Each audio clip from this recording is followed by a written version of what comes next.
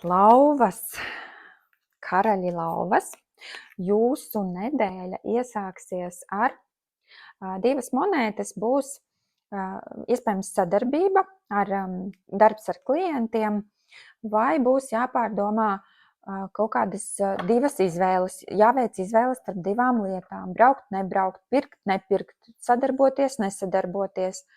Vēl varētu būt, ka ir jāatrod balans starp darbu un mājām.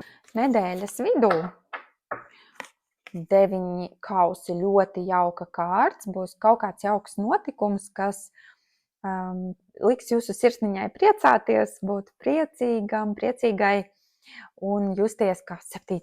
debesīs. Nu, kāda forša kārts.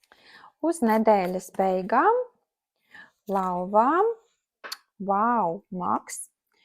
Tātad uz nedēļas beigām lauvām ir maks. Ļoti jauka kārts, jūs jutīsieties kā savas dzīves pavēlnieks, kas pats visu var izdarīt, savu maģiju uztaisīt, izķīmiķot to, kā vajag, lai būtu viss dzīvē pareizi un forši. Lauviņas, lai jums forša nedēļa!